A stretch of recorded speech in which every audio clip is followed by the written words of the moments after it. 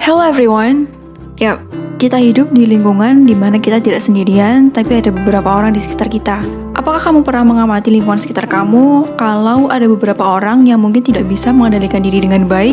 Dalam hal ini adalah mengendalikan pikiran dan juga emosinya.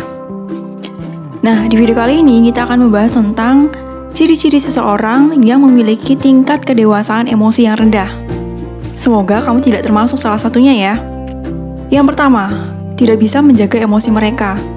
Ketika mereka marah, mereka cenderung tidak terkendali. Dan jika ini terjadi pada anak-anak, biasanya timbul tantrum, anak jadi mudah nangis, kemudian marah yang tidak terkendali, dan cenderung menyalahkan orang lain ketika dia emosi.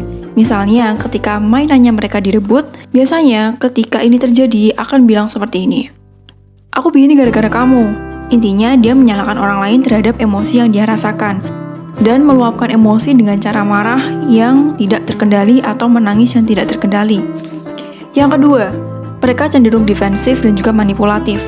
Biasanya, ketika terjadi sesuatu atau mereka punya masalah, mereka cenderung menyalahkan dan juga memancing orang lain ketika ada masalah, sebagai teknik untuk mengintimidasi dan juga melindungi dirinya sendiri agar mereka tidak disalahkan. Ada dua reaksi dalam hal ini, yaitu defensif dan juga proyeksi. Proyeksi berarti mereka cenderung menyalahkan orang lain terhadap kesalahan yang mereka lakukan, tapi yang defensif adalah mereka cenderung menyangkal terhadap apa yang mereka lakukan agar mereka terbebas dari kesalahan yang mereka lakukan. Dan dalam hal ini, kebanyakan orang yang memiliki kedewasaan emosi yang rendah, mereka cenderung mengorbankan orang lain atas kesalahan yang dia lakukan dan kemudian egois terhadap diri mereka sendiri. Mereka maunya semua keinginan mereka terpenuhi tanpa mempedulikan bagaimana kondisi emosi orang lain atau bagaimana keadaan orang lain. Sekalipun mereka salah, mereka akan cenderung menyalahkan dan juga melindungi dirinya sendiri agar terbebas dari kesalahan yang dituduhkan kepada diri mereka. Dan jika terdapat orang seperti ini di sirkel pertemanan kamu, disarankan untuk berhenti dan juga menjauh karena ini bisa merusak kondisi kesehatan mental kamu dan juga bisa merusak diri kamu sendiri. Yang ketiga, mengalihkan masalah. Kita tahu ketika kita mengalihkan sesuatu itu tidak berarti kita selesai masalahnya, tapi justru masalah itu tetap ada dan akan tetap terus ada kalau misalkan kita tidak mengatasinya. Jadi orang yang memiliki kedewasaan emosi yang rendah dalam hal ini, mereka cenderung tidak mau menyelesaikan masalahnya dan lari dari masalahnya. Yang keempat adalah mereka suka memusuhin orang dan juga mendominasi. Nah, dalam hal ini tidak terlepas dari faktor penyebabnya. Di antaranya adalah masa kecil yang buruk. Ketika masa kecil, mereka tidak tercukupi kebutuhan kasih sayang atau cenderung dimanja sama orang tuanya. Sehingga segala hal yang dia mau itu harus terpenuhi tanpa memperdulikan apakah dia harus memusuhi orang lain atau tidak. Orang cenderung egois dan orang yang seperti ini berarti dia memiliki salah satu ciri kalau dia punya kedewasaan emosi yang rendah.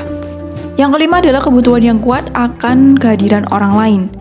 Orang dengan tingkat kedewasaan emosi yang rendah cenderung seperti ini. Mereka tidak suka sendirian. Karena ketika mereka sendirian, biasanya terdapat beberapa gangguan dalam kepalanya, seperti beberapa pikiran negatif dan juga emosi negatif yang mengganggu mereka.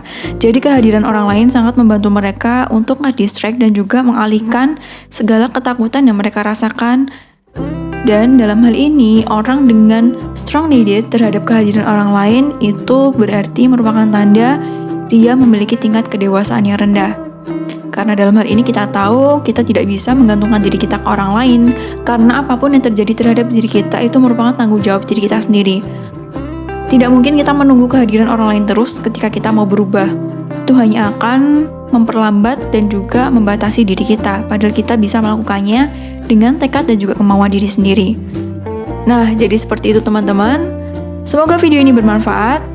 Share ke teman-teman kamu biar berkah karena bagi ilmu. Thanks for watching. See you in the next video.